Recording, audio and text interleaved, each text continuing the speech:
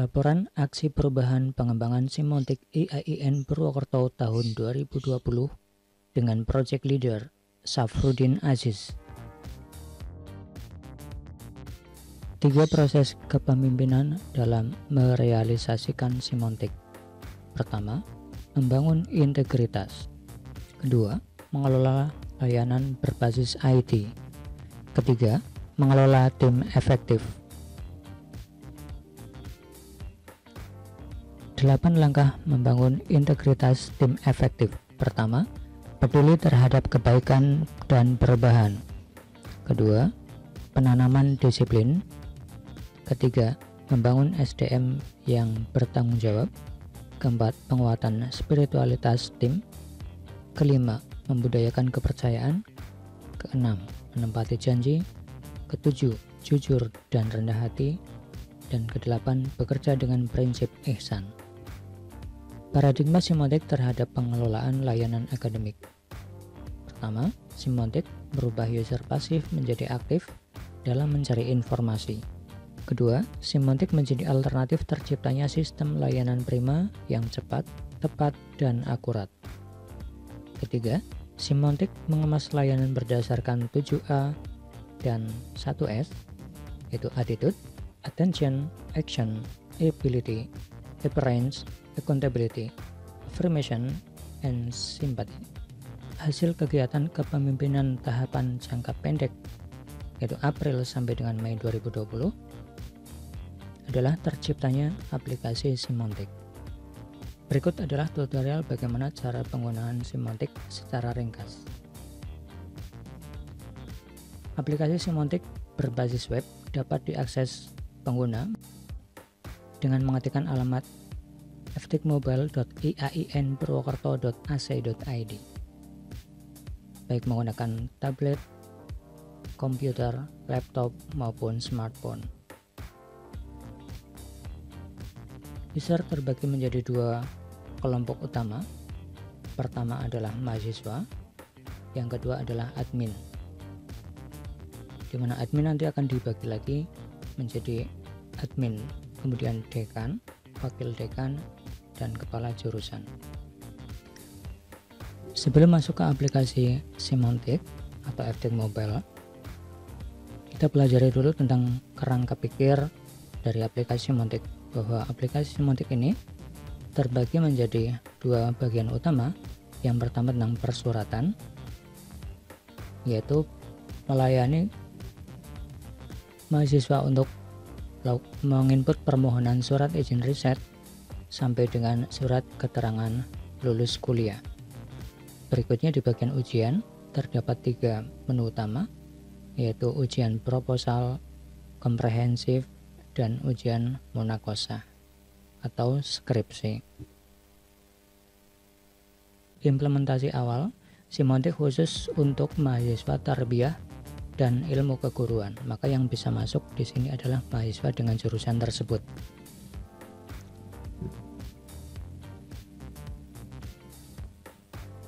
Contoh, ini adalah beranda dari ftikmobile. Di dalamnya ada persuratan, ujian, panduan, dan informasi.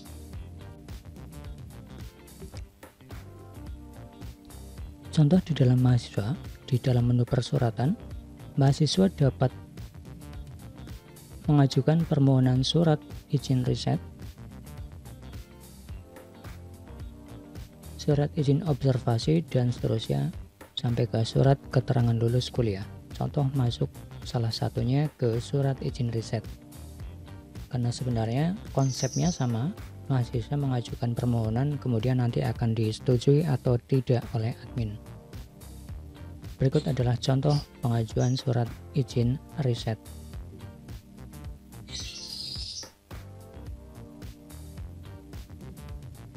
Mahasiswa dapat menambahkan kepada siapa surat izin riset tersebut akan ditujukan, di mana tempatnya, judul risetnya apa, objek yang diteliti apa, tempat atau lokasinya, tanggal risetnya kapan, kemudian metode penelitian yang digunakan apa. Setelah surat izin riset berhasil diajukan, mahasiswa dapat untuk mengedit atau bahkan menghapus surat permohonan riset tersebut sebelum disetujui oleh admin fakultas. Jadi ketika masih menunggu statusnya, maka masih bisa diedit atau bahkan dihapus.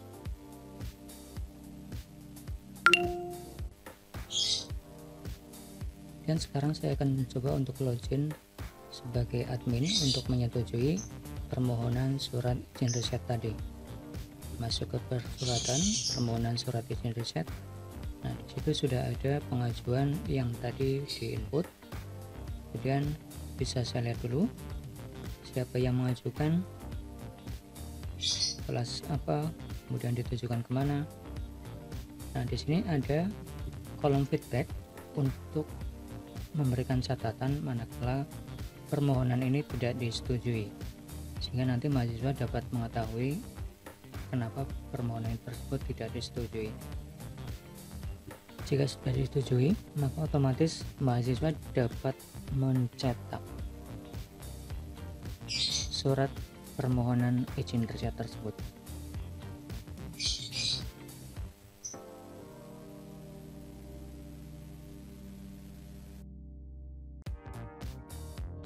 Setelah status disetujui, mahasiswa dapat mencetak surat permohonan izin riset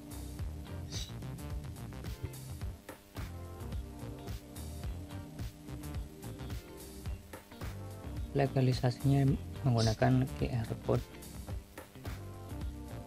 dan ada keterangannya bahwa dokumen tersebut dibuat secara sistem komputer sehingga tidak membutuhkan tanda tangan manual. Untuk mengetahui keabsahannya dapat di-scan QR code yang tersedia.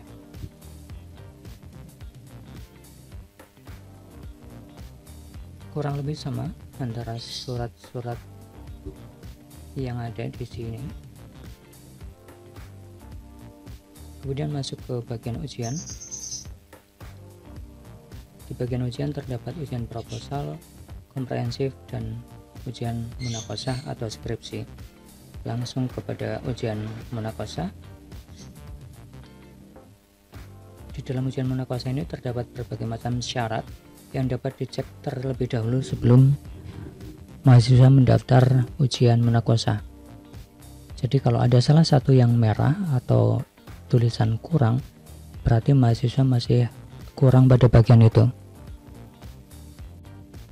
Otomatis ketika ada salah satu persyaratan yang kurang, maka mahasiswa tidak dapat melanjutkan untuk mengajukan ujian munakosah.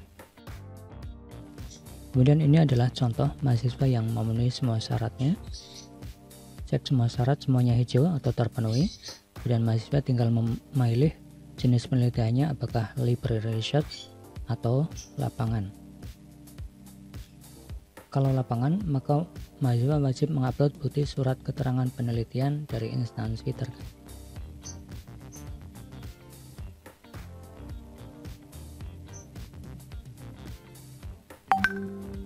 Setelah semua syarat terpenuhi, maka mahasiswa dapat mendaftar ujian dengan mengecek kembali judul skripsinya apakah ada perubahan atau tidak.